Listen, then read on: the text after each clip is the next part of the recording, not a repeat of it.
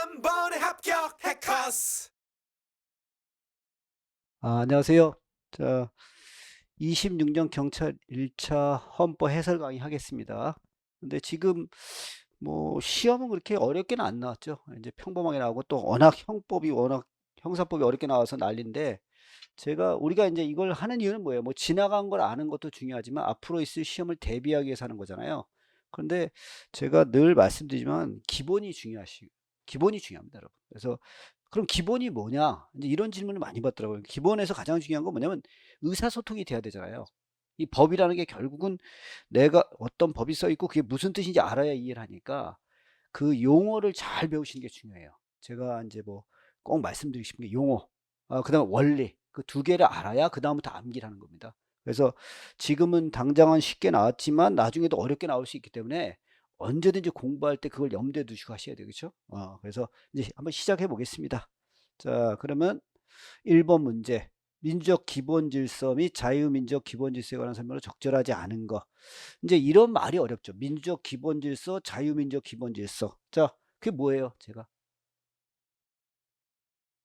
보세요. 이게 이제 이런 것들을 그냥 무턱대고 외우면 안 되는 게, 자, 그렇게 되면 이제 나중에 그냥 글자가 바뀌거나 뜻이 바뀌면 못 알아들어요. 제가 이런 얘기 했죠. 민주주의하고 자유주의하고 법치주의를 합쳐놓은 말이다. 원래 민주주의는 다수의 지배예요. 그렇죠? 그러면 다수결로 다 하는 거예요. 그러다 보니까 어떻게 해요? 다수결이면은 사회주의도 갈 수 있어요. 그렇죠? 그래서 다수결로 우리 공산주의 하자. 그럼 그냥 따라가야 돼요. 그러니까 문제가 있으니까 자, 민주주의는 다수결로 하는데 어떤 건 못 건다? 자유는 지켜야 된다. 그래서 자유민주적 기본질서예요. 그리고 나서 자유를 지키면서 어떻게 해요? 민주주의는 사람에 의한 지배잖아요. 그럼 사람 멋대로 할 수 있단 말이에요. 히틀러 같은 경우. 그래서 아무리 민주주의지만 법에 의해서 통제해야 돼요. 그래서 민주주의 한계를 서는 거예요. 그래서 민주주의하고 자유주의하고 법치주의 세 개를 합친 말이죠. 그렇죠? 그래서 다수결로 하는데 자유를 지켜야 돼. 그리고 인간이 지배하긴 하는데 인간의 다수결로 하긴 하지만 법의 정신을 위반하면 안 돼. 그래서 그걸 갖다가 독일 애들이 설명한 거예요. 독일 애들이 그걸 표현하기 위해서 자유민족 기본질서 이렇게 표현하는 거죠. 그래서 자유민족 기본질서에 위해를 준다는 게 뭐예요? 우리 지금 국가 질서가 이렇게 돼 있잖아요. 그렇죠? 자유주의, 민주주의, 법주의 세 개를 조화롭게 해서 운영하는 건데 그거에 위해를 준다는 건 뭐예요? 국가를 파괴하는 걸 얘기하는 거죠. 우리의 기존 질서를. 그래서 그 자유주의니까 인권 보장해야 되죠. 그 다음에 그 권력이 집중하는 썩으니까 찢어놔야 되죠. 권력 분립, 의회, 복수정당 선거제도 이런 것들이 이제 선거제도고, 그 다음에 사회적 시장경제 질서. 우리는 자유주의니까 시장경제 질서다 이거죠. 그 다음에 사법권의 독립, 법치주의의 핵심이죠. 그래서 단순한 위반이나 저촉은 포함되지 않죠. 이런 거는 그 들어갈 수가 없죠. 이게 답입니다. 그렇죠? 이게 단순한 위반이 안 돼요. 그렇죠? 자유민주적 기본질서를 위해를 준다는 건 어떻게 해요? 우리나라의 법을 그 기존 질서를 아예 폭력적으로 망가뜨리는 걸 얘기하는 겁니다. 그래서 단순한 저촉은 포함되지 않고, 그 다음에 2번 현행 헌법은 전문하고 전문에서 전문과 통일 조항에서는 자유민주적 기본질서 이렇게 써요. 근데 8조에서는 민족 기본질서라는 표현을 합니다. 그렇죠? 그래서 두 개를 함께 사용하고 있죠. 그럼 이 의미가 약간 다르다 이거예요. 그렇죠? 자, 그다음에 3번 민족 기본 질서라는 건 뭐예요? 입헌주의적 민주주의. 무슨 뜻이에요? 국민이 주인이지만 헌법에 기반해야 되죠. 그래서 민주주의 요소들하고 법치주의에 관한 요소 중 필요 불가결한 부분을 의미한다. 그렇죠? 우리가 민족 기본 질서라는 게 뭐예요? 민주주의하고 법치주의가 들어가는 거죠. 자, 이렇게 되고 그다음에 4번 민족 기본 질서의 주요한 요소로서 국민 주권, 민주주의니까 국민이 주인이고 그다음에 그 자유주의, 법치주의 지켜야 되니까 기본권 기본적 인권을 존중해야 되고 권력이 집중되면 썩으니까 권력 분립이 있죠. 그 다음에 일당 독재를 막기 위해서 복수정당제 맞죠. 그래서 답은 1번입니다. 답은 쉬웠죠. 이 정도는 이렇게 하고 됐고요. 그 다음에 자 2번 이제 계엄에 관한 설명으로 가장 적절하지 않은 거. 근데 제가 이제 우리 그 시험 문제들을 볼 때마다 좀 안타까운 게 뭐냐면 이 출제연이 똑똑해야 돼요. 근데 이분들은 이제 헌법하고 법률하고 역사를 잘 구별 못하는 것 같아요.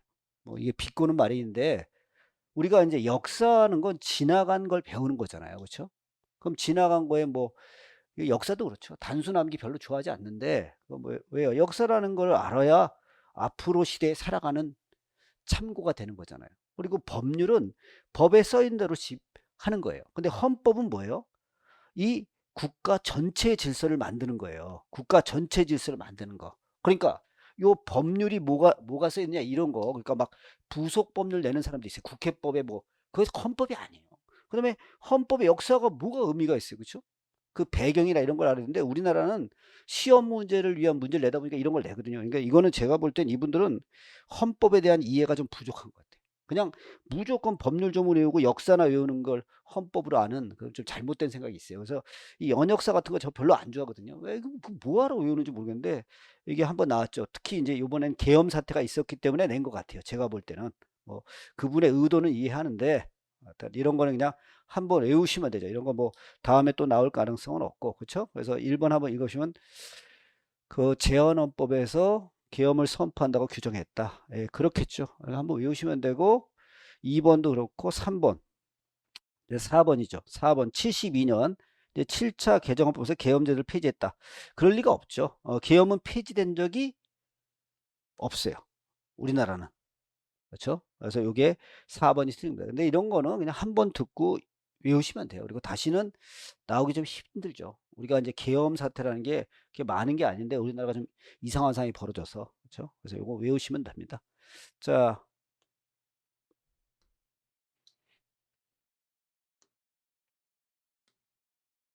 3번 이제 지방자치제도. 자, 지방자치제도는 자, 요게 뭐냐면 그 자치란 말을 잘 생각하시면 돼요. 자치. 스스로 통치하는 거예요. 스스로. 서울시는 어떻게 한다? 국가가 시켜서 서울시를 운영하는 게 아니라 서울시 주민들이 스스로 운영한다. 이게 자치죠, 자치. 스스로 통치하는 거예요. 그걸 염두에 두시면 됩니다. 그렇죠? 그럼 이거는 제도 보장이잖아요. 제도 보장. 그럼 제도 보장이라는 건 뭐예요? 어떤 특정한 제도, 기존에 형성되어 온 특정 제도를 헌법에 보장함으로써 입법권으로부터 보호하는 거예요. 입법권. 그 국회에서 막 없애버릴까 봐. 근데 이거는 최소한의 보장입니다. 최소한의. 그래서 최소한 유지하면은 입법부의 재량을 존중해 줘야 돼요. 그래서 1번 같은 거 보세요. 자, 시도 의회의 결의에서 법률로 군을 폐지하고 시군 구잖아요. 근데 군을 폐지해서 시를 설치하는 거예요. 그러면 이제 군을 폐지하고 시로 통합하는 거죠. 그러면 이거는 뭐예요? 그 최소한 입법부가 이걸 이렇게 두 개를 통합할지 분리할지 법률로 정하는 거예요. 그러면 그게 지방자치제 제도의 본질적 내용을 침해하는 게 아니에요. 그럼 최소한의 보장은 된 거예요. 그렇죠? 그래서 본질 내용을 침해한 거라고 할 수 없다. 그리고 지방자치제도는 최소한의 보장이라는 생각을 꼭 하시면 돼요. 그래서 입법부에 어느 정도 재량이 있지만 본질 내용을 침해하면 안 되지. 그것만 알면 돼요. 그래서 중층 구조로 할지 단층 구조로 할지는 재량입니다. 그래서 본질 내용을 침해하는 게 아니죠. 됐고. 자, 그 다음에 2번 가보겠습니다. 2번.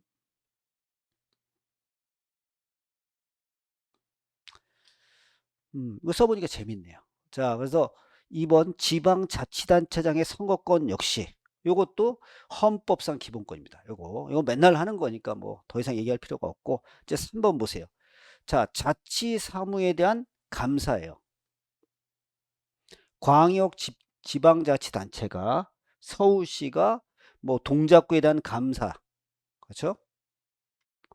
그러면 한번 보세요. 여러분, 내가 동작구 그럼 동작구는 지방자치제도입니까?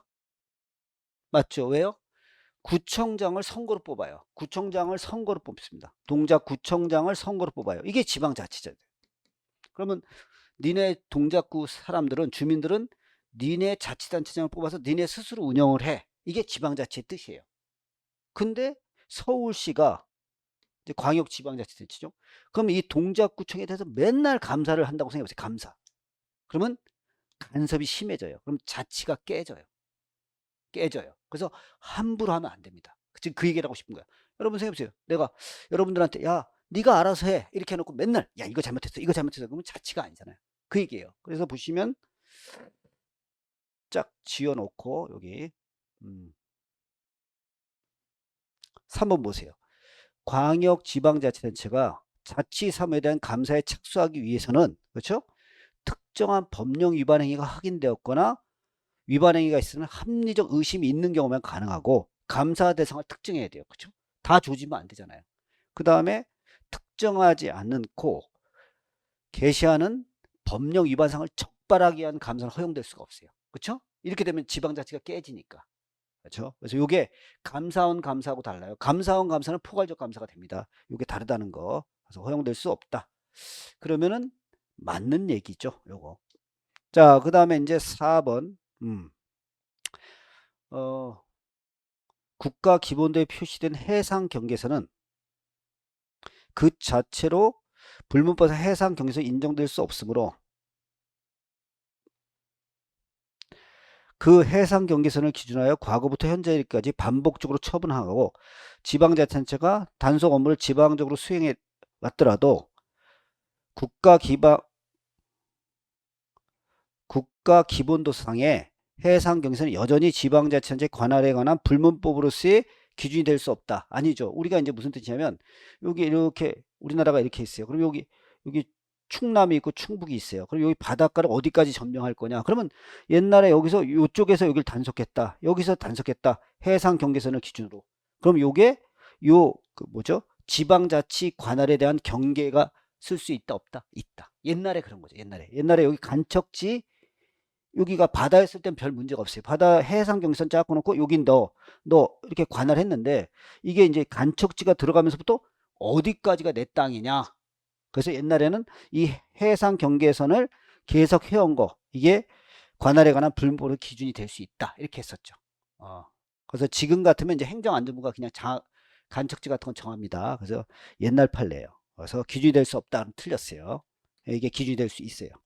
자, 됐고. 자,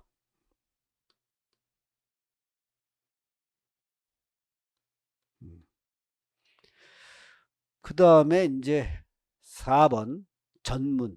전문이라는 게 뭐예요? 앞전자잖아요. 그래서 본문 앞에 있는 거예요. 그렇죠? 그래서 이게 이제 그 네 가지만 공부하면 되죠. 이게 헌법의 필수 요소인가? 그 다음에 이게 재판 규범성을 갖는가? 기본권은 가져오는가? 창설할 수 있는가? 안 된다 그랬었죠. 그 다음에 재판 규범은 되죠. 헌법으로 보니까. 그 다음에 이제 어떤 내용이 쓰였냐? 이 네 가지밖에 시험에 안 나와요. 그렇죠? 그래서 전문은 자, 전문 한번 보겠습니다. 전문은 어떻게 돼요? 이것도 헌법으로 봅니다. 헌법으로 보기 때문에 헌법이나 법률 해석의 해석 기준으로 적용하자. 재판 규범이라는 거예요. 법이라는 거예요. 이것도 헌법으로 본다는 거예요. 다만 기본권은 나올 수 없다. 이거 조심하셔야 되고. 자, 3번. 3.1운동으로 건립된 대한민국 임시정부의 법통을 계승하고 이렇게 쓰는 건 뭐예요? 일본 제국주의 식민 통치를 배격하고 우리 민족의 자주 독립을 추구한 대한민국 임시정부의 정신을 헌법의 근간으로 하고 있다는 점을 뜻한다. 그렇죠? 왜 3.1운동이라 했어요? 3.1운동은 조선의 부흥운동이 아닙니다.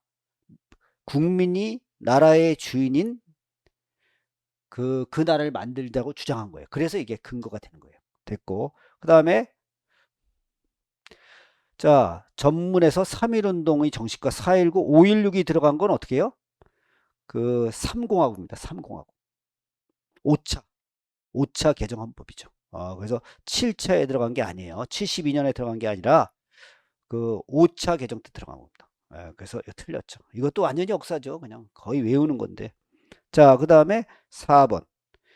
그래서 우리 현행 헌법을 전문 어떻게 했어요? 대한국민으로 했죠. 주체가 헌법 제정 주체.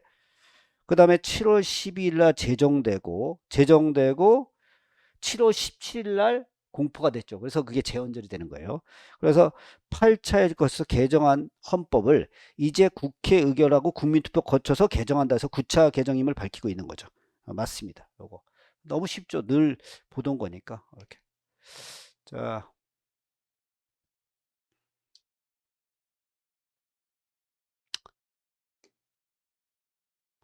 5번. 자, 5번에 1번. 대법원은 어떻게 돼요? 자, 영토 조항을 근거로. 자, 한반도와 그 부속 조선 대한민국 영토로 봅니다. 그래서 북한도 우리나라의 일부예요. 그래서 북한에 대한민국 주권이 미치죠. 그 다음에 북한 주민은 당연히 대한민국 국민이에요. 맞습니다. 그 다음에 국민이 되는 요건은 법률로 정하죠. 그래서 헌법의 위임에 따라 국민이 되는 요건을 법률로 정할 때는 그렇죠. 인간의 존엄과 가치, 평등 원칙 이런 기본권 보장 원칙을 준수해야 하는 입법상의 제한을 받죠. 지 멋대로 한다는 뜻은 아니다 이거예요. 그 다음에 이런 거 재외 국민 보호를 위한 영사조례법상 재외 공간의 장은 인지한 때는 연고자에 알리고 이를 외교부 장관에게 보고해야 되죠. 좀 특이하죠 이거 이런 거. 자 이렇게. 그럼 몰라도 답은 맞춰요. 왜냐하면 4번 보시면 자, 부정한 방법으로 국적 회복 허가를 받았어요. 그래서 취소할 수 있죠. 그다음에 취소 기간을 정하지 않은 거 이거 합헌이라 했어요. 그래서 침해하지 않는다. 그래서 사실은 요거 뭐 이걸 몰라도 답은 맞춰요. 늘 그런 거죠. 제가 뭐가 중요하다 했어요? 기본적이고 정확한 걸 하셔야 돼요. 그러니까 어설프게 많이 공부하는 게 더 위험합니다. 정확하게 아는 게 중요하고. 그래서 요거는 이렇게 정리하면 되고. 자, 넘어가 보겠습니다.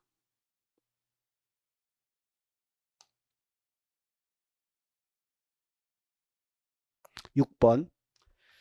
자, 기본권의 보의무. 자, 우리가 기본권 보호의무가 뭐예요? 기본권 보호의무가. 기본권 보호의무가 뭐예요? 자, 우리가 어떤 여기. 자, 사인이, 사인이라는 표현이 좀 그렇고, 자, 한번.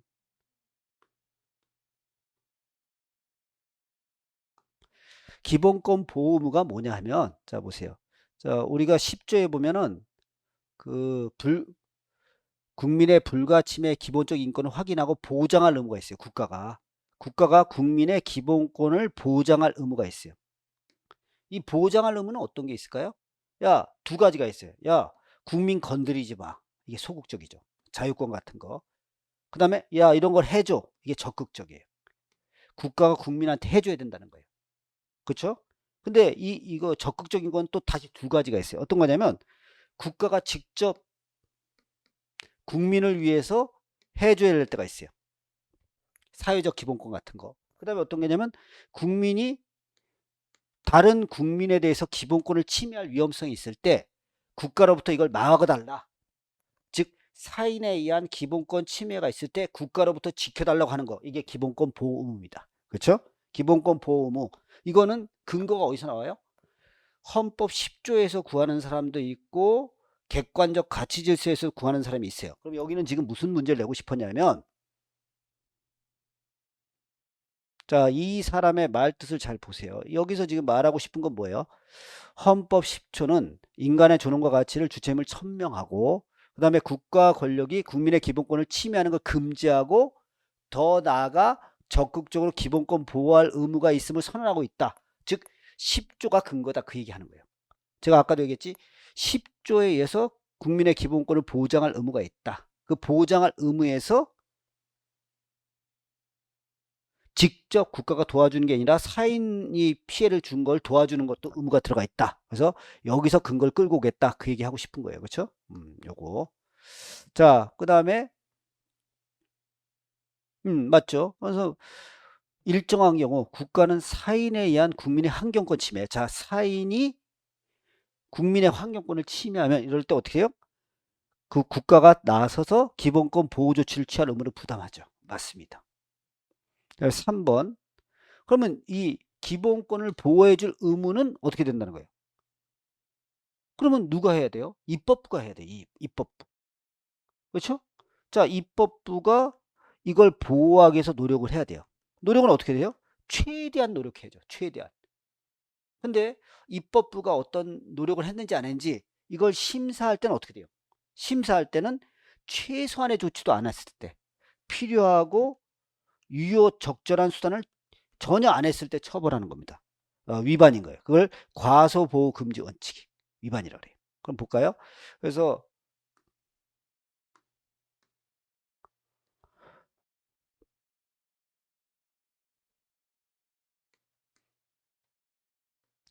국가가 어, 보호물을 다하였는지 다하지 않았는지를 헌재가 심사할 때, 헌법재판소가 심사할 때는 어떻게 해요? 최소한의 보호 조치를 취하는가 하는 바 이른바 과소보호 금지 원칙 위반 여부를 기준으로 삼아야 된다. 오케이, 맞는 얘기죠. 맞는 얘기예요, 요거. 그 다음에 4번. 자, 요 표현 한번 보세요, 여러분. 여기가 약간 저 보시면은 자, 여기 한번 보겠습니다. 요 표현이 되게 어렵죠. 요 기본권 보호무에서 요게 제일 어려워요. 그렇죠?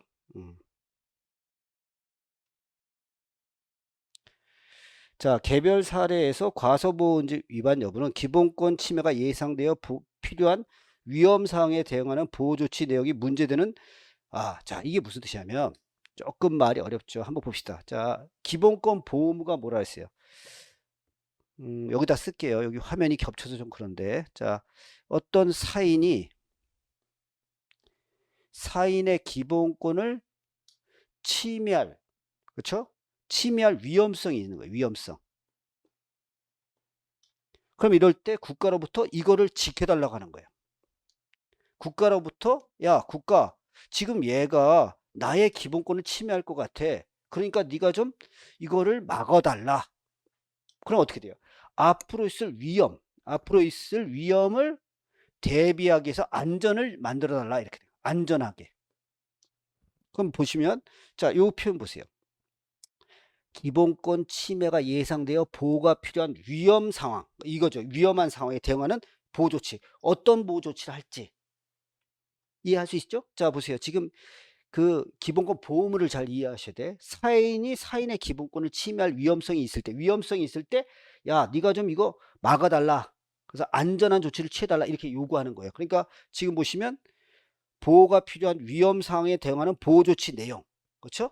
그럼 이거 어떤 걸 보여야 되냐? 그럼 우리가 한번 생각해 보세요. 지금 환경이 오염돼요. 그럼 어떤 일을 해야 되죠? 그럼 상황에 맞춰서 뭐 이산화탄소를 줄인다든가 이런 조치를 해야 되잖아요. 그 보호 조치. 그러면 그런 그 보호 조치에 어떤 거, 보호 조치로서 필요한 최소한의 성격을 갖고 있는지 여부에 따라 판단하는데, 그렇죠? 그럼 그 판단이 전문적이고 기술적 영역이 있다. 전문적인 기술적. 자, 보세요. 우리가 지금 여러분들 그 지구 온난화잖아요. 그 온난화가 왜 생기는 거예요? 그 온난화는 뭐 여러 가지 이거 있잖아요. 지구 자체가 뜨거워진다 이런 말도 있고 옛날에 금성에 갔다 온 사람들이 충격받은 게 뭐라 했어요? 금성에 갔는데 금성이 비너스잖아요. 아름다운 별인데 그래서 우리나라가 이제 전 세계 사람들이 어떻게 해요? 지구가 이주하면 금성에 가서 살 거다 이렇게 했었잖아요. 근데 가보고 충격을 받은 거죠. 금성의 대낮 온도가 200도가 넘어가요. 왜 그렇다? 이산화탄소의 층이 생겨서 복사열이 통과를 못해요. 그래서 온난화가 된 거예요. 그래서 그걸 보고 충격받아 갖고 우리도 이산화탄소 줄여야 된다는 거예요. 그럼 이게 어떤 보호 조치를 취해야 되는지 안 해야 되는지 우리 같은 일반인 모르잖아요. 그러면 이거는 어떻게 해? 전문적이고 기술적인 영역이 있단 말이에요. 그럼 그럴 때는 어떻게 해요? 판사 마음대로 판단합니까? 여러 가지 과학적 기준이나 사실 갖고 판단해야 돼요. 그렇죠? 국제 기준이나 과학적 사실 갖고 해야 되지 주관적 가치 판단에 따라 판단하면 안 되죠. 틀린 거죠. 이해할 수 있죠? 자, 보세요. 요 말이 어려워요. 요 말이. 우리가 헌법을 공부할 때 제일 힘든 이유가 뭐냐? 헌법의 단어는 되게 추상적이에요. 그래서 헌법이 공부할 때 너무 힘들어요. 그럼 여기 같은 경우도 잘 보세요. 자, 과소보호금지 위반 여부는 기본권 침해가 예상돼서 보호가 필요한 상황. 그렇죠? 자, 얘가 지금 여기서 그 뭐 화력발전소 같은 걸 만들어 갖고 지금 환경 오염이 생긴다 이런 위험. 그럼 위험을 대응하기 위해서 어떤 보호 조치가 필요하다. 그럼 이걸 판단하려면 어떻게 돼요? 그 전문가나 이런 사람이 필요할 때가 있단 말이에요. 그럼 그럴 때는 어떻게 된다? 주관적 판단 갖고 하지 말고 어떤 과학적 근거나 국제 기준 갖고 해야 되지 주관적 가치 판단에 따르면 안 되죠. 그러니까 이게 틀린 거죠. 누가 봐도. 사실 잘 몰라도 언뜻 느낌은 들어요. 무슨 뜻인지는. 자, 요 정도에서 답은 몇 번이다? 4번. 자, 넘어갈게요. 어,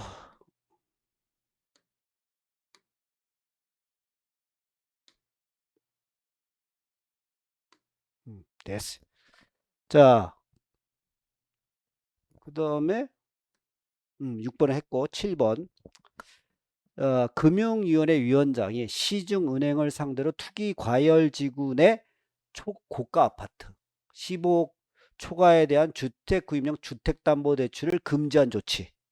금지했죠. 그러면 그 행정지도죠. 행정지도. 그 내용이 금융위원회에 적법하게 부여된 규제 권한을 벗어나지 않는 이상. 그러면 금융위원회 권한이라는 거죠. 지금 금융위원회 권한이 그 권한에 의해서 한 거예요. 그러면 법률 유보 원칙을 충족하는 거죠. 그래서 계약의 자유를 침해하지 아니한다. 맞죠? 맞습니다. 그 다음에 2번. 2번에서 가장 중요한 게 명확성이에요. 자, 제가 뭐라 했어요? 명확성이 딱 나왔다. 그러면 법은 대부분 명확해요. 대부분 명확합니다. 그 명확성은 누굴 기준한다? 전문가를 기준하는 거예요. 여러분을 기준하는 게 아니죠. 여러분 기준하면 다 불명확하지. 그래서 대부분 명확합니다. 그래서 여러분들 어떻게 외웠어요? 명확하지 않은 걸 외웠잖아요. 뭐 제한 상향과 이런 거 좀 명확하지 않죠. 그 다음에 뭐 정치단체 이런 거 명확하지 않다. 부끄러운 느낌 이런 거 아니다. 그런 거 빼고는 다 명확한 거예요. 그래서 자, 우리가 개발제한구역 조치법 위반으로 시정명령 받고 이행하지 않는 경우 상당한 기간 안에 이행하지 않으면 이행 강제금을 부과한다. 그럼 이건 명확해요. 그렇죠? 명확성 원칙 위배된다면 틀린 거죠. 자, 3번. 우리가 이제 원래는 법률로 만들었는데 위임할 수 있어요. 그렇죠? 위임할 수 있는데 그 위임의 구체성, 명확성 정도는 자, 여러분 보세요. 국민한테 피해를 주는 건 여러분 생각해보세요. 여러분한테 돈을 주는 게 있고 여러분의 재산을 뺏어가는 게 있어요. 교도소 보내는 게 있어요. 어떤 게 더 명확하게 써야 돼? 교도소 보내거나 여러분 걸 뺏어갈 때죠. 그래서 여기 보시면 처벌법규나 조세법규, 세금 내는 거죠.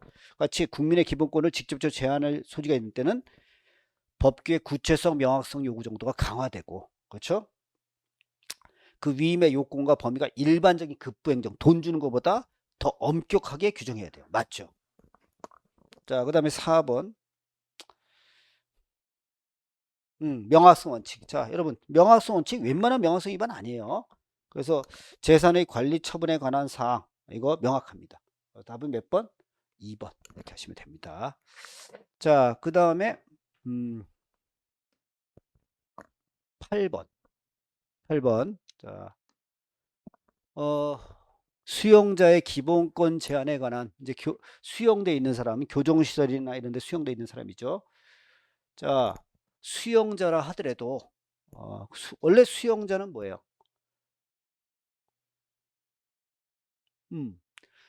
형이 확정돼서 들어가 있는 사람을 수용자라 그래요. 그렇죠? 형을 받는 사람이니까 형이 확정됐는데 확정되지 않은 별도의 형사재판, 지금 다른 재판을 받는 거예요. 그때는 어떻게 돼요?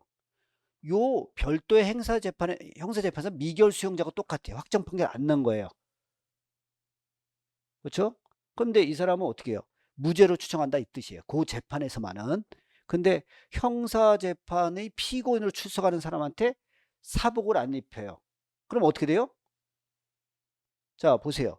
형사재판은 무죄로 추정하는데 지금 죄수복을 입고 나가요. 그러면 여러분, 자, 거지인지 아닌지 어떻게 판정해요? 거지한테 물어봐요? 아저씨, 한 달 수입은 얼마예요? 한 달 지출은 얼마예요? 예금 잔고는 얼마예요? 아, 거지로 판정하겠습니다. 이 거지야 이러고 줘요. 그냥 딱 보면 알아요.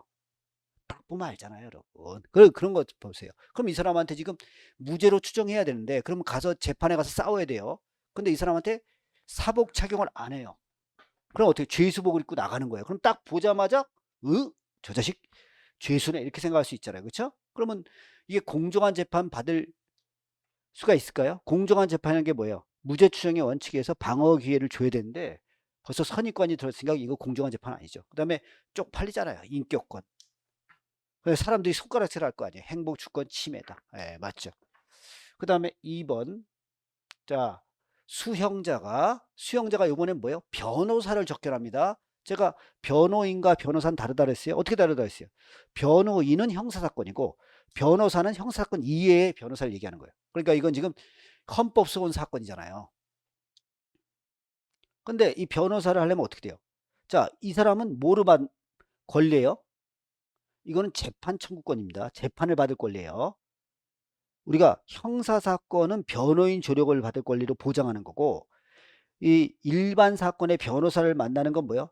재판받을 권리 갖고 보장하는 겁니다. 그걸 염두에 두셔야 돼요. 그러니까 이제 변호사를 적견했잖아요. 근데 그걸 녹음해요. 그러면 안 되죠. 그렇죠? 그럼 이거는 수용자의 뭐 재판을 받을 권리를 침해하는 거예요. 재판을 받을 권리. 근거가 변호인 조력받을 권리가 아닙니다. 요거 조심하셔야 되고. 그다음에 자, 금치. 금치가 뭐라 했어요, 제가? 여러분, 지금 교도소에 있는 사람이 교정시설의 규율을 위반했어요. 그럼 그 사람한테 제재를 가하는 거예요. 그렇죠? 그래서 어떻게 해요? 더 이 사람한테 벌을 주는 거예요. 그래서 금치 기간 중에 그 기간 중에 신문이나 이런 거를 신문, 도서, 잡지 외에 자비로 구매한 음식물, 그러니까 자기 돈으로 산 음식물 이런 걸 못 먹게 하는 거예요. 그럼 어떻게 돼요? 너 질서 위반 행위 했으니까 교도소 안에서 더 제한하는 거예요, 얘를. 그럼 이거 합리적 이유가 있어요, 없어요? 있죠. 그래서 침해는 아닙니다. 침해한다면 틀렸죠. 그 다음에 수용자가 출정하기 이전에 자 법정에 나가야 돼요. 그렇죠? 근데 얘가 여비를 납부하지 않았거나 상계에 동의하지 않는다는 이유로 행정소송의 변론기일에 수용자의 출정을 제한했어요. 지나치다 안 지나치다? 지나치죠. 그래서 재판 청구를 과도하게 침해한 것이다. 맞습니다. 그렇죠? 요거. 자, 그래서 답은 3번이고 자, 넘어가 보겠습니다. 자, 그 다음에 의예유보예요. 의예유보. 자, 여러분 의예유보가 무슨 뜻이에요? 의예유보가 뭐예요? 여러분 우리가 국민의 권리를 제한하거나 의무를 부과할 땐 법의 규정이 있어야 돼요. 그걸 법률유보라고 해요. 법률유보.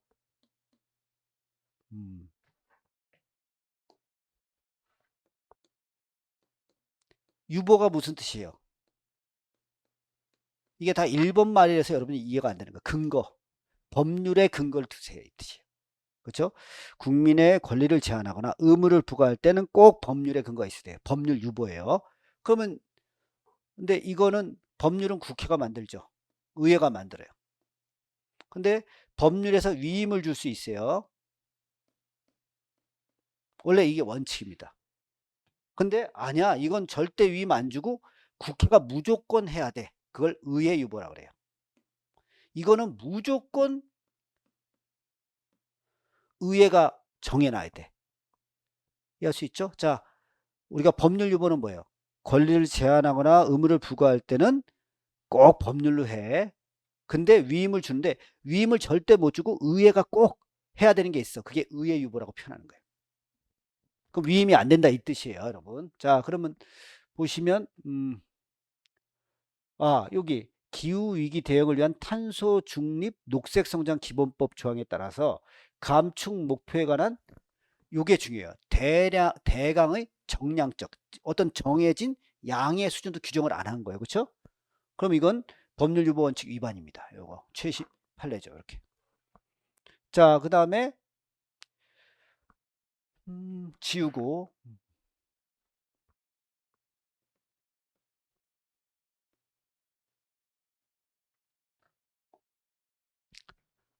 시각장애인에 한해 안마사 자격을 인정하는 근거. 그래서 직접 법률에 근거 규정하지 않은 의료법 조항. 그렇죠? 그래서 그 행정부에 위임했죠, 이게. 뭐 보건복지 무령 이런 걸 위임을 준 거예요. 그렇죠? 그러면 이거는 사실은 어떻게 돼요? 그 법률에서 요거는 요런 안마사 인정 자격 요건 이런 거는 사실은 꼭 그 법률로 꼭 할 필요가 없죠.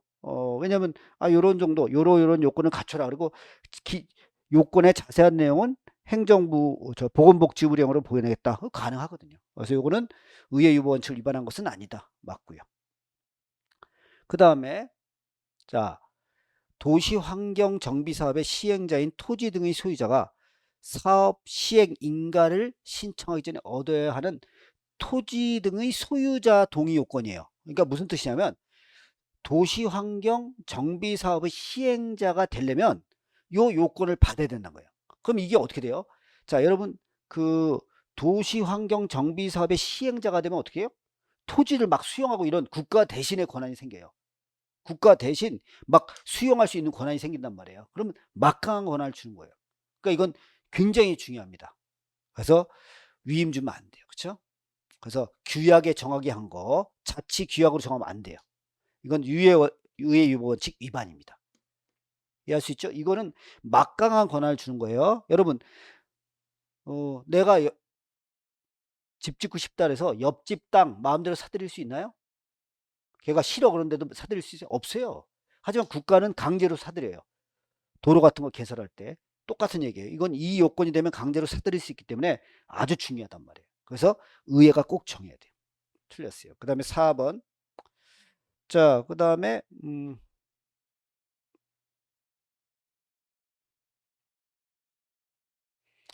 부동산 관련 업무 공직 유관단체 직원들, 그렇죠? 뭐 토지공사 이런 데죠.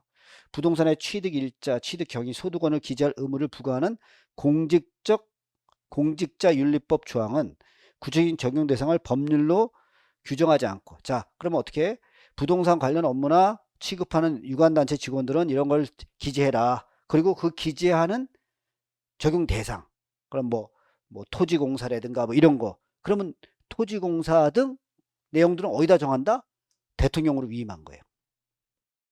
그럼 지금 본질 사항은 하고 적용 대상만 위로 내려보는 거예요. 그래서 이건 의회 유보 원칙 위반이라고 볼 수 없다. 그렇죠? 이건 본질 사항이 아니니까. 그렇죠? 그래서 답은 3번이 틀린 거예요. 3번. 아, 좋네요. 그렇죠? 이거 10번. 자, 10번 보겠습니다. 그래서 옳은 거. 자, 여러분 여기 보세요. 옳은 것만을 모두 고른 거. 옳은 거. 자, 우리가 국회의원하고 지방의회의원, 요거는 이제 상하 편차 33%, 이거는 50% 위반하면, 표준 편차 50% 위반이면 위헌입니다. 그렇죠? 그래서 도의회 선거 지역구 선거구를 평균 인구수로부터 마이너스 56.29%. 그럼 50%가 넘죠. 그러면 이건 그 선거권자의 평등권을 침해합니다. 50%니까 상하 편차, 표준 편차 50이니까. 그다음 니은. 자, 지금 아까도 얘기했지만 토지공사 이런 사람들이 부동산 투기해갖고 그때 문제가 됐잖아요. 그래서 아까처럼 신고 의무를 부담하게 한 거예요. 토지 취득, 뭐 일자 이런 것들. 왜요? 토지공사들이 부동산 투기하니까. 근데 이 사람들은 또 무슨 얘기를 하는 거야? 왜 우리만 하냐? 우리만 하냐? 자, 국토부도 있잖아. 국토부. 그 다음에 더 국회의원. 이런 애들도 국토부 국회의원 같으면 정보를 안다 모른다? 여러분 알 거 아니에요, 여러분. 세보세요. 여러분 제일 먼저 누가 알아요? 자, 무슨 뭐 아파트 단지 새로 짓는다. 그 다음에 도로 뚫는다. 이거 제일 먼저 누가 입안해요? 국회에서 먼저, 국토부가 먼저 입안합니다. 그럼 얘가 먼저 담당 보면 알죠? 그 다음에 이제 이거 입법 과정이 필요하니까 국회에 가야 되잖아요. 국회의원 알죠? 여기서 결정되면 이제 토지공사가 일을 합니다. 그러면 제가 볼 때는 국토부가 제일 먼저 알고, 그래서 그렇죠? 그다음 국회의원 알고, 그다음에 세 번째 토지공사잖아요. 그럼 누가 먼저 투기했겠어요? 여기 국토부가 먼저 했을 거 아니에요. 그래서 원래 건설회사의 그 국토부의 고위공직자들 보세요. 전부 다 그 장인이 유명한 건설회사 사장이잖아요. 한번 보시면 다 그렇단 말이에요. 그러니까 얘는 이제 따지는 거지. 왜 우리만 그러냐? 얘네들도 그런데 얘네들이 더 심한데. 더 심하죠. 얘네가 먼저 해쳐먹었을 거니까. 그러니까 왜 우리만 갖고 이러고 따진 거예요. 그렇죠? 그래서 평등권 침해다. 그럼 평등권 침해를 따지면 어떻게? 동일한 집단을 합리적 이유로 차별할 때만 평등권 침해잖아요. 그럼 얘가 이게 동일한 집단이냐? 헌재는 뭐예요? 이게 동일한 집단이라고 보기 어렵다. 그렇죠? 국회의원하고 토지공사, 국토부하고 토지공사, 나 별로 같은 것 같지 않은데 이런 얘기를 한 거죠. 그리고 설사 동일한 집단이라도, 그렇죠? 그 공직 유관단체에 대해서는 급수에 상관없이 재산 등록 의무를 부과하는 입법자의 판단은, 자, 하도 요새 비리가 터지고 그러니까 한 거 아니냐, 그렇죠? 그래서 평등권 침해하지 않는다, 이렇게 주장한 거죠. 제가 볼 때는 헌재는 이렇게 할 수밖에 없어요. 헌재는. 하지만 국민들이 감시를 똑똑히 해서 사실은 이런 애들도 다 감시해야 되죠. 그렇죠? 근데 우리나라는 뭐 그렇게 정의를 부르짖다가 정당만 가면 이상한 소리 하니까 서로가. 그렇죠? 하여튼 그런 얘기입니다. 자, 이렇게 하고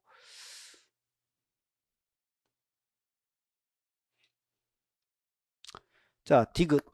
요거 이제 그 최신 판례 중에 하나죠. 어떻게 했냐면 자, 다른 병원들은 한의사를 둘 수 있어요. 근데 정신병원 요거 정신병원에서는 한의사를 못 두게 한 거예요. 그렇죠? 그럼 어떻게 돼요? 이건 평등권 침해죠. 평등권 침해. 자, 보세요. 13세 미만의 사람에 대해서 강제 추행하면 5년 이상의 유기징역에 처한다. 자, 여러분. 우리가 형벌에 대해서는 재량이 있다는 걸 잘 기억하셔야 돼요. 아니, 살인죄는 왜 5년이에요? 6년으로 안 하고 그러면 할 말이 없어요. 입법 재량입니다. 그래서 웬만하면 위헌이 안 나와요. 그래서 그렇죠. 그래서 청소년 강제추행죄 법정형보다 무겁게 한 거, 이건 평등 원칙에 반한다고 볼 수 없다. 그렇죠? 맞습니다. 요거는. 그래서 맞는 얘기죠. 이해할 수 있죠? 자, 그래서 그 인구 편차, 지방의회는 50%가 기준입니다. 상하 편차. 그 다음에 그 토지공사 직원들의 그 부동산 취득 신고하게 한 거 합헌입니다. 요거 평등권 침해가 아니고. 그 다음에 그 정신병원에도 한의사 둬야 됩니다. 안 두게 하면 평등권 침해죠. 그 다음에 우리가 그 뭐죠? 형벌에 대해서는 재량입니다. 거의 다. 웬만하면 위헌이 안 나와요. 그래서 그걸 염두에 두시면 됩니다. 자, 그 다음에 넘기시고 직업의 자유예요. 직업의 자유. 자, 그래서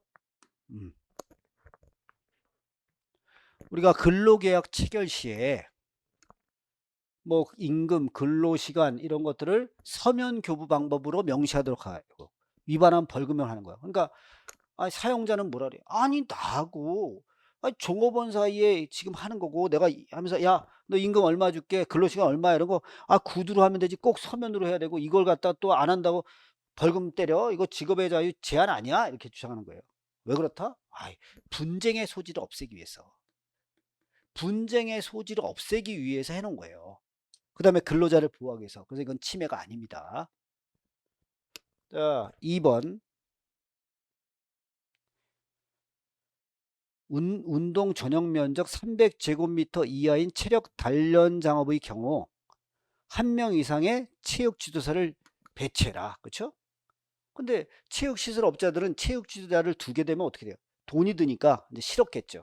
그래서 이 사람들이 아니 내가 그 지도사를 둘째 아들이 내 재량인데 왜 국가가 이렇게 개입하냐? 이거 직업의 자유를 침해한다. 그러니까 어떻게 돼요? 아니, 그 단련장의 이용자들의 안전을 위해서 하는 거니까. 그렇죠? 이거는 합헌이다. 내가. 그렇죠? 침해하지 않는다. 자, 그다음에 3번.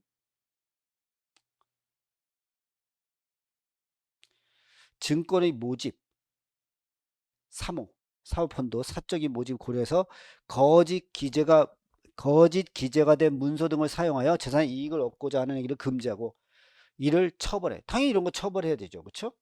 그리고 상장 절차와 관계는 비상장 회사에도 준용됩니다. 그렇죠? 그럼 이건 왜요? 이렇게 거짓 기재해서 하면 나중에 이거 모아갖고 수많은 사람들이 피해자가 늘잖아요. 그래서 이건 과잉금지처 위반이 아닙니다. 비상장 회사도 보호해줘야 되니까. 자, 그 다음에 4번. 근거 이상의 행위의 집행유예를 선고받고 일정 기간이 지나지 아니한 사람은 행정사가 될 수 없다. 이거 합헌이죠. 왜요? 이 직업의 공익성 이런 걸 고려하면 이런 사람은 하면 안 되잖아요. 그렇죠? 그래서 직업의 선택 자유를 침해하지 않는다. 맞습니다. 그래서 답은 4번. 4번. 자,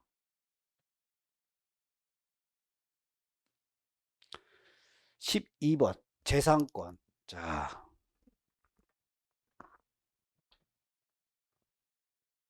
공법상의 권리가 재산권 보장의 보호를 받기 위해서는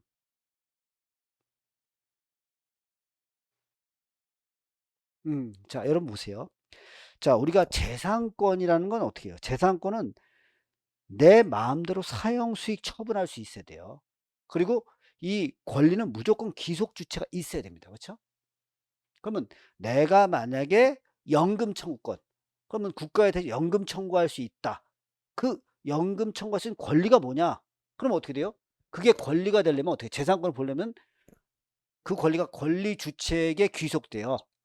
개인의 이익을 위해서 쓸 수 있어야죠. 그렇죠?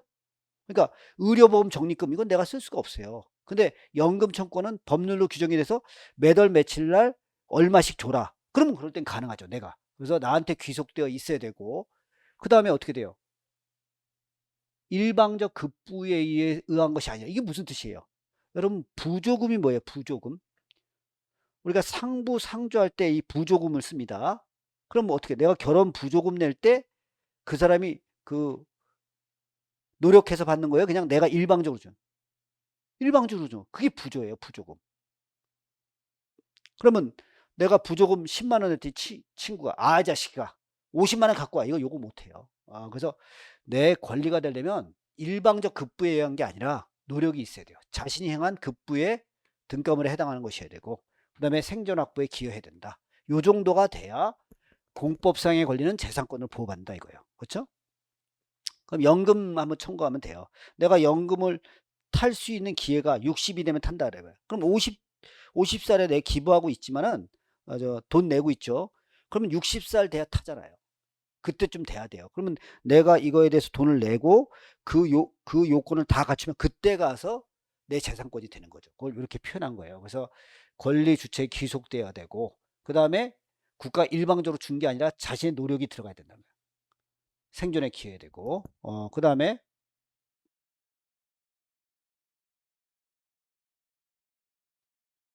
자 보세요. 행정청이 아닌 사업 주체가 새로이 설치한 공공시설이 그 시설을 관리할 관리청에 무상기도록 이거 무슨 뜻이냐면 자 여러분 이런 것도 좀 이해하기 어렵죠. 이게 무슨 뜻인지 잘 모르니까 자 보세요. 자 A라는 사람이 만약에 아파트 단지를 건설해요. 뭐 5,000세대 5,000세대 뭐 엄청나게 큰 5,000세대 엄청나게 큰 거예요. 그럼 어떻게 돼요? 이 도로 같은 게 개설이 돼야 돼요.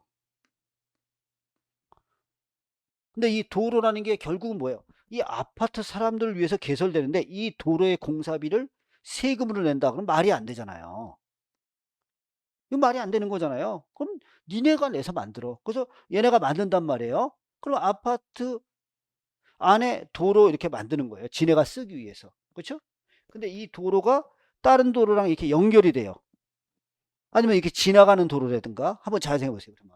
그럼 이 도로 같은 게 공공용물입니다. 공공시설이죠. 공공시설. 개인이 쓰는 게 아니야. 근데 이거는 뭐예요?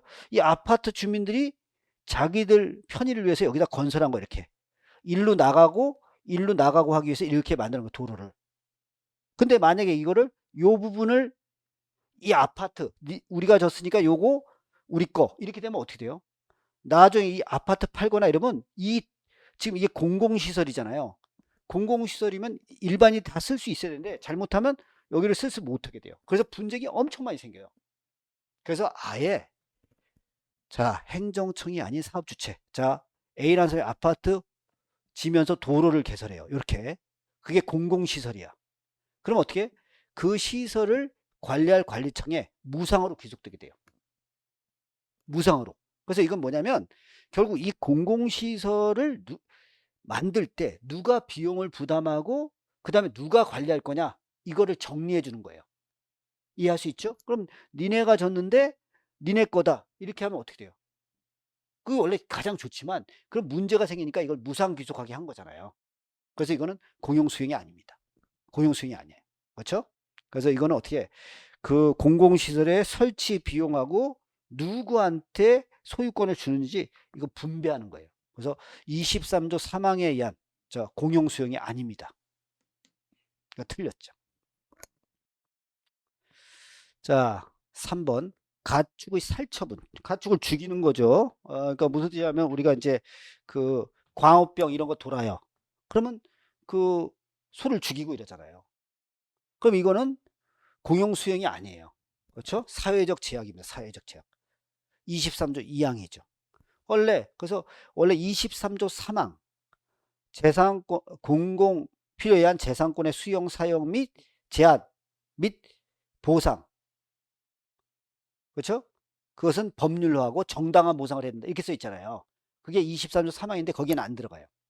하지만 23조 2항에 들어가더라도 사회적 제약에 들어가더라도 그게 수인 범위를 넘어가. 그렇죠? 수인. 뭐예요? 참을 수 있는 한계를 벗어날 때는 보상 규정을 둬야 돼요. 그렇죠? 완화하는 보상 규정을 둬야 됩니다. 그래서 심판 대상이 조항이 재산권을 침해하는지 여부는 그렇죠? 조정적 보상 조치. 자, 이 보상하는 조치가 입법 재량의 한계를 일탈하는지 여부를 심사해야 됩니다. 맞죠? 자, 우리가 재산권의 사회적 제약, 재산권 행사도 공공문에 적합해야 돼요. 이게 23조 2항이에요. 그래도 이거는 원래 보상을 안 하는 거지만 이게 수인의 한도를 넘으면 보상을 해야 돼요. 그럼 보상하는 조치가 합당한지 따져보라 이 얘기죠. 맞습니다. 자, 4번. 대통령의 개성공단 운영 전면 중단 결정. 그래서 개성공단 전면 조치했죠. 그러면 어떻게 돼요? 이거는 뭐예요? 자, 개성공단을 계속했으면 내가 이익을 볼 수 있는데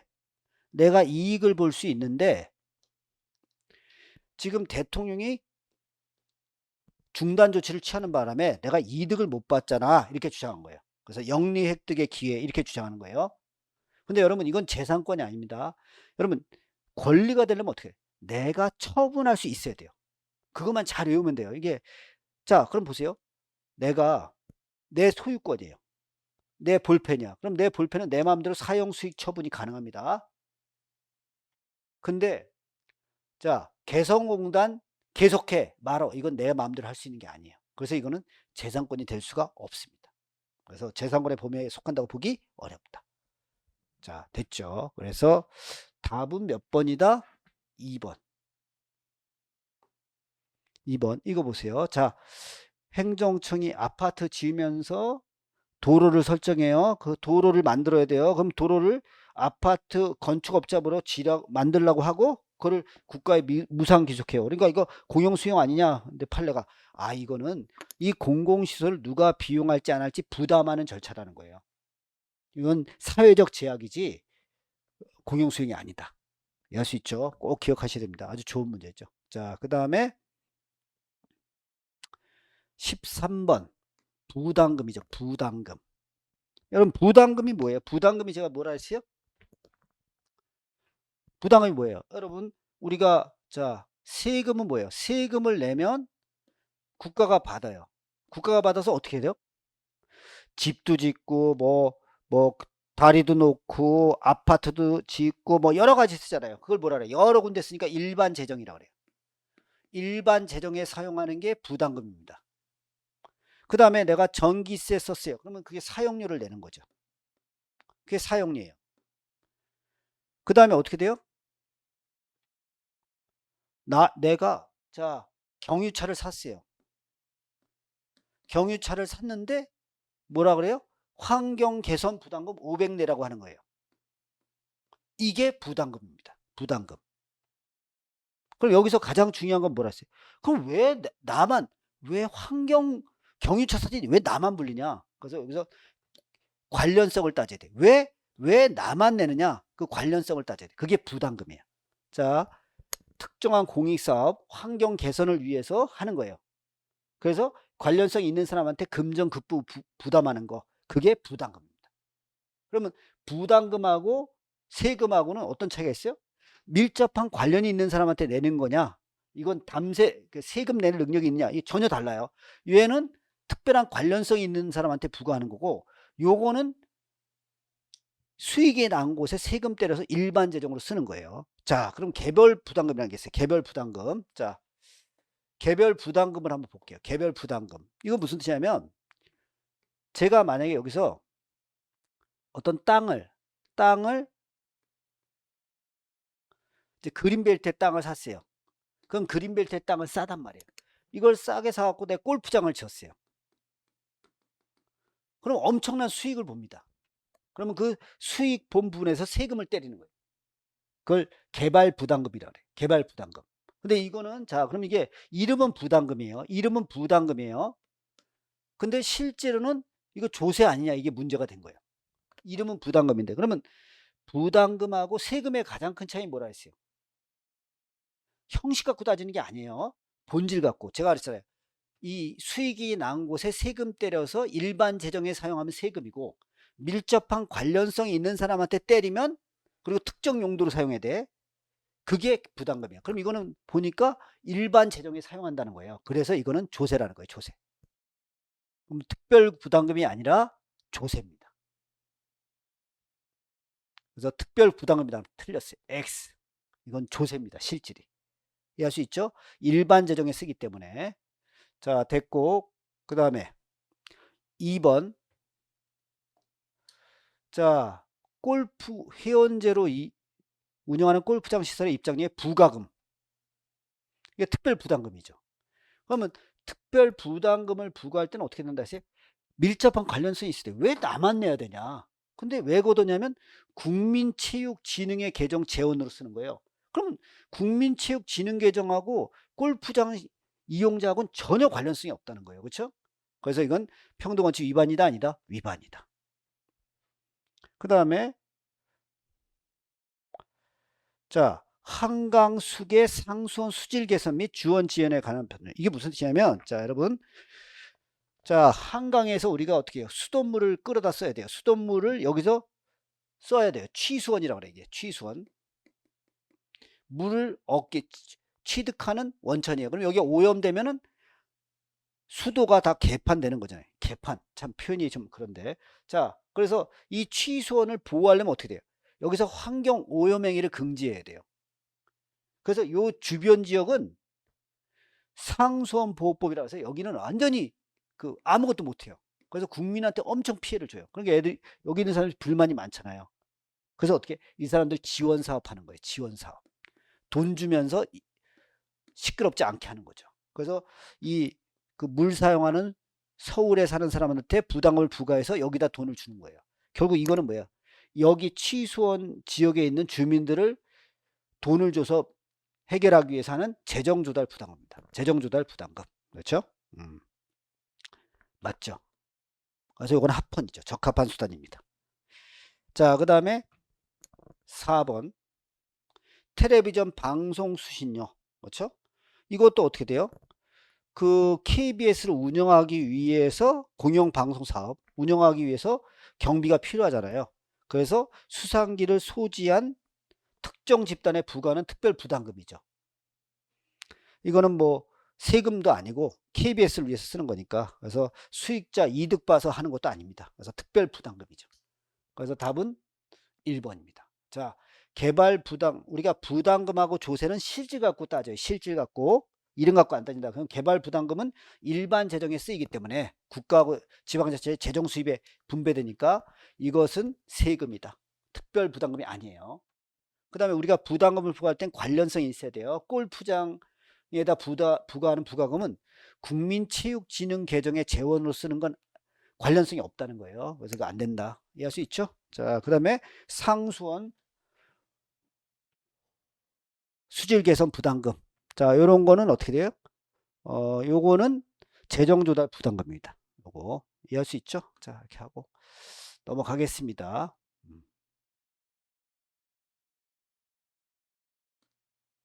14번. 자, 14번 보세요. 자, 수화 언어. 자, 수화 언어. 그 다음에 자막. 이게 재량사항으로 했어요. 왜 그렇다? 돈이 많이 드니까. 그래서 이건 과잉금지원칙 위반이 아닙니다. 그렇죠? 왜? 돈이 많이 드니까 재량상으로 할 수밖에 없죠.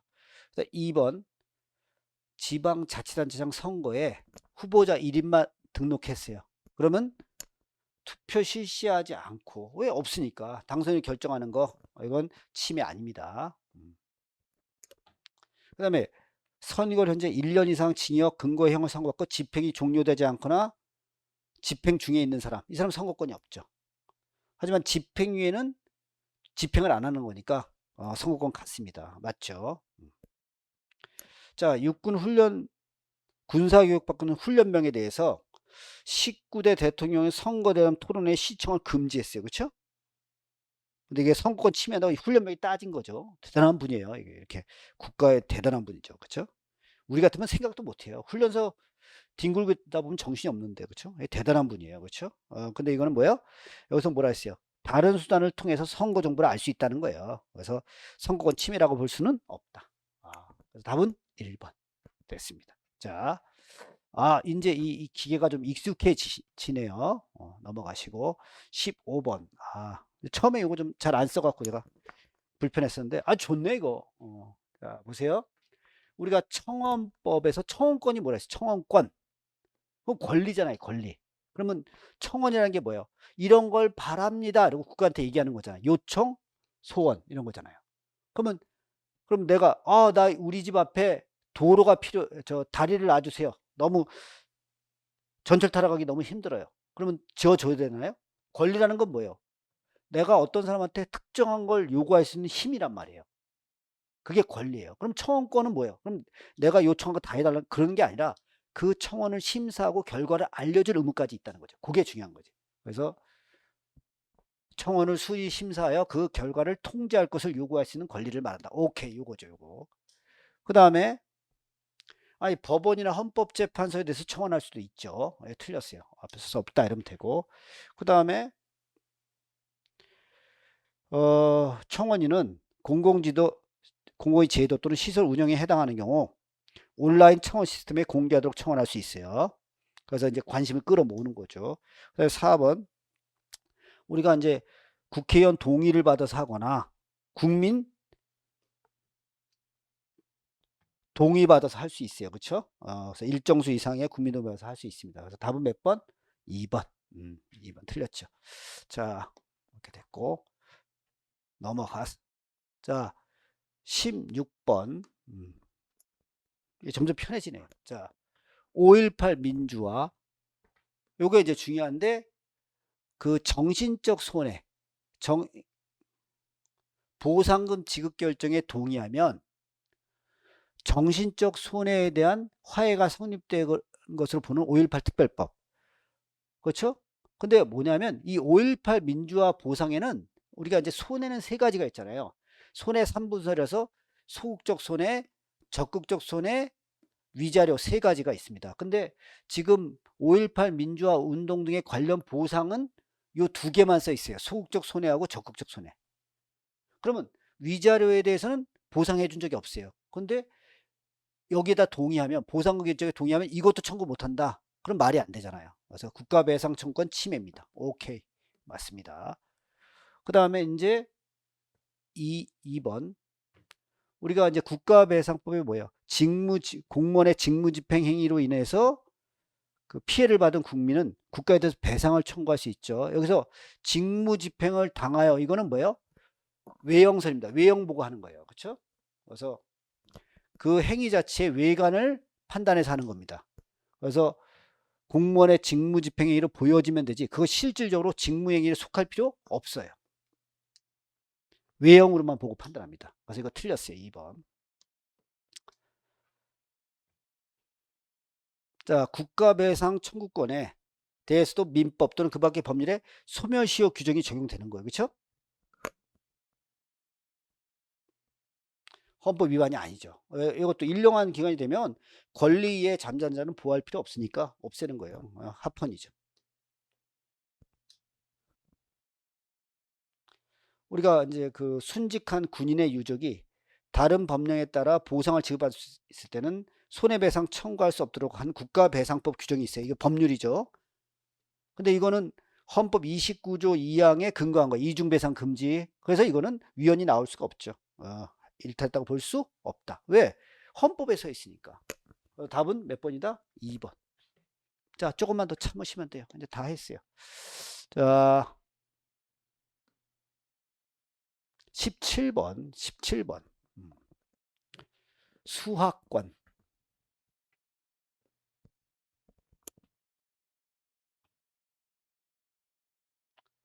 자, 우리가 이제 뭘 배우고 싶다. 국가에 대해서 균등한 교육 기회의 균등한 보장을 적극적으로 요구할 수 있는 권리로 이해되며, 그래서 31조 2항 내지 6항은 효율적 보장을 위한 규정이다. 맞고요. 그 다음에 검정고시로 고등학교 졸업했어요. 이 사람이 수시 모집 지원을 제한하는 거예요. 그럼 어떻게 돼요? 아니, 얘도 수시로 볼 수 있어야 되는데 막았으니까 이건 균등하게 교육을 받을 권리 침해죠. 맞고. 그 다음에 3번. 자, 저소득 학생 특별 전형에 응시할 때 어떤가요? 수능 위주로 판단하는 거예요. 그러면 이걸 서울대학교가 어떤 전형을 할지 이거는 어떻게 돼요? 이 사람들의 재량입니다. 그렇죠? 그래서 교육받을 권리 침해가 아닙니다. 이거 틀렸죠. 그 다음에 4번.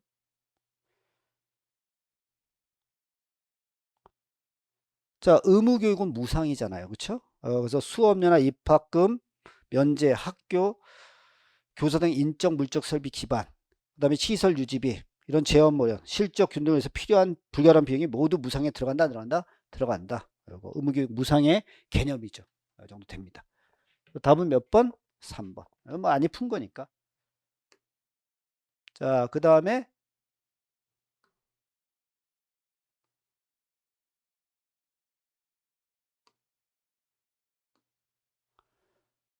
18번 보겠습니다.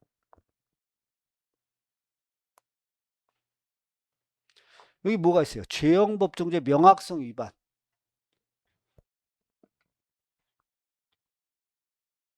학교 설립 인가를 안 받고 학교 명칭을 사용하는 사람을 처벌해요. 당연히 명확하죠. 그리고 학교 설립 인가 안 받고 학교 명칭 사용하면 문제가 생기겠죠. 그래서 이건 설립의 자유를 침해하지 않는다. 맞습니다. 자, 2번 개방감사제.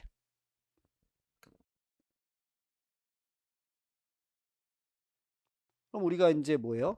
자, 사학의 자유. 사립학교에 자유가 있습니다. 근데 국가가 개방감사제를 도입해라. 이렇게 되니까 얘가 아니 이거 내 마음대로 할 수 있는 거 아니야? 사학의 자유를 침해하는 거 아니야? 근데 여러분 교육제도 법정주의 때문에 이게 본질 내용을 침해할 수는 없죠. 왜냐하면 이게 사립학교의 어떤 자율성이 있어요. 하지만 국가도 공교육에 편입된 사립학교를 어느 정도 규제를 해야 되기 때문에 이건 합헌입니다. 침해한다고 볼 수 없다. 자, 그 다음에 사립 유치원 교비에게 속하는 예산, 이런 거를 교육부 장관이 지정하는 정보 처리 장치로 처리하도록 하는 거예요. 말이 많았죠. 사립학교 유치원 돈을 왜 국가가 관리하냐. 그렇죠? 하지만 이 당시에 뭐 사립학교 비리가 많았기 때문에 유치원에 대해서 판례가 합헌이죠. 이거 침해라고 볼 수 없다. 하여튼 우리나라는 국가가 너무 설치는 게 문제죠. 자, 그다음에 4번. 학교장의 중임 횟수. 근데 사립초중등학교 학교장을 1회 한해서 중임 할 수 있도록 하는 거. 왜 그렇다 그랬어요? 너무 인사적체가 심해서. 이거 합헌입니다. 틀렸어요. 답은 몇 번? 4번. 자, 이렇게 돼 있고.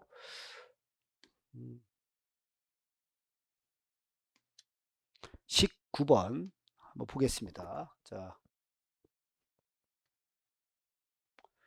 우리가 이제 그 정책 결정인에 관한 사항이나 근무 조건과 직접 관련되지 않은 사항은 단체 교섭 대상에서 제외하고 있죠? 맞잖아요. 이건 노동 조건 개선을 위한 게 아니기 때문에. 그래서 과잉금지 원칙에 위반된다고 볼 수 없다. 맞죠? 이렇게 됐고. 2번 최저임금 산입에서 임금 지급 주기에 관한 취업 규칙을 변경하는 거. 그렇죠? 그럼 어떻게 돼요? 임금 지급 주기예요. 그러면 이런 것들은 빨리빨리 바꿀 수 있어야 되거든요. 꼭 과반수의 동의 필요 없습니다. 과반수 동의. 그래서 단체 교섭권을 침해한다고 볼 수 없죠. 이런 건 상황에 맞춰서 빨리빨리 바꿔야 되니까. 3번 노동조합으로 하여금 행정관청이 요구하는 게 결산 결과 운영 상황을 보고하도록 하고 이에 위반하면 과태료를 부과하는 거죠. 그렇죠? 왜요? 그래야 노동조합이 이런 결산 같은 거 잘하는지 정확히 따져야 되니까. 하도 비리가 많으니까. 그래서 이건 단결권 침해가 아닙니다. 그 다음에 4번. 자, 대학 교원들의 단결권을 인정하지 않는 교원노조법. 그렇죠? 그러면 생각해 보세요. 당연히 대학교는 초등학교, 중등학교 선생님보다 훨씬 더 자유롭고 독립적인 지위를 갖고 있어요. 근데 이런 거 활동 못하게 하는 거 헌법 위반이죠. 그렇죠? 그래서 대학 교원들은 당연히 인정돼야 됩니다. 그렇죠? 그래서 위헌이죠.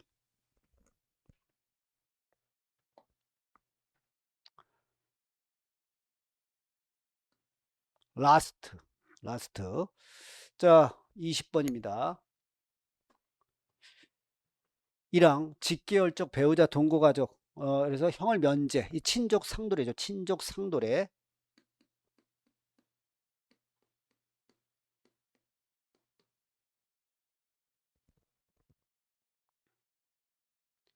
그러면 이거는 어떻게 된 거예요? 그렇죠? 이 사람은 형 면제를 받습니다. 형 면제를 받으면, 그러니까 쉽게 얘기해서 우리 아버지가 내 물건 훔쳐갔어요. 그래서 나는 가서 재판받고 싶은데 형 면제가 되니까 기소를 못해요. 그러면 재판 절차 진술권 침해입니다. 형사 피해자 재판 절차 진술권 침해예요. 이게 가족 생활의 자유를 직접 제한하는 규정은 아닙니다. 그렇죠? 그 다음에 2번.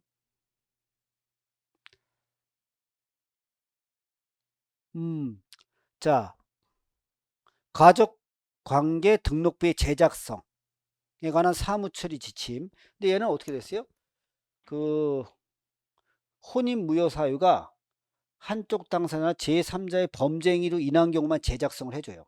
얘가 지금 혼인 무효를 됐는데 범죄는 아니에요.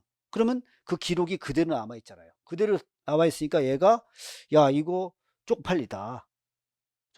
내가 옛날에 혼인했다 이렇게 나오니까 그거 좀 고치면 안 되겠냐 이렇게 주장하는 거예요. 그렇죠? 그럼 이거는 뭐예요? 신분 등록 제도입니다.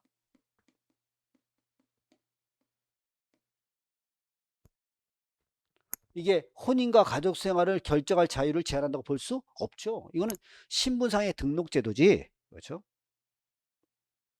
그래서 가족 생활을 스스로 결정하고 형성할 수 있는 자유를 제한한다고 볼 수 없다. 맞습니다. 3번. 자, 입양 신고 시 본인이 출석하지 않으면 본인의 신분증명서 제시하도록 하는 거. 당연히 그렇게 해야 되죠. 왜? 의사의 진실성 확보하기 위해서. 얘가 맞는지 확인하기 위한 거. 그래서 침해한다고 보기 어렵다. 그 다음에 8촌 이내 혈족 사이에서는 혼인 못하게 하는 거. 그렇죠? 이건 합헌입니다. 근데 8촌 이내 혈족 사이에 혼인하면 혼인을 당연무효라는 게 위헌이죠. 혼인 자체를 금지하는 건 합헌입니다. 자, 됐습니다. 그래서 여기까지 풀어봤습니다. 그럼 결국은 어떻게 되는 거예요? 결국 시험 문제는 기존의 문제랑 최신 판례 섞은 것밖에 없습니다. 근데 여러분들이 이제 말씀을 듣때 헌법이 또 지금은 쉽게 나왔는데 다음엔 어려워질 수도 있어요. 우리가 그건 예측을 못하죠. 그러니까 사람들이 시험 문제가 나오고 나면은 뭐 내가 예측 다 했다 이렇게 하지만 그건 불가능해요, 여러분. 우리는 앞으로 올 시험은 예측하기 어려워요. 그러면 어떻게 하냐? 기존에 보던 거 갖고 보는 원리 갖고 하면 돼요. 그래서 언제나 기본서 잘하고 기본서를 잘하는 게 뭐예요? 개념을 정확히 잡으셔야 돼요. 이 헌법은 특히 이 개념이 용어가 너무 어렵기 때문에 이게 좀 납득이 잘 안 돼요. 그러다 보니까 무턱대고 외우려고 그러는데 그렇게 되면 이 요새처럼 문제가 점점 어려워지는 추세는 감당하기 어려워요. 그러니까 언제나 기본서를 튼튼히 하시고 기출문제, 기출문제 풀 때 해설해 버릇 하셔야 돼요. 왜 그런지 이유를. 그럼 막 늘어요, 실력이. 그리고 최신 판례. 요거면 됩니다. 이렇게 하시면 여러분이 그 원하는 직업을 갖는데 많은 도움이 될 겁니다. 수고하셨습니다.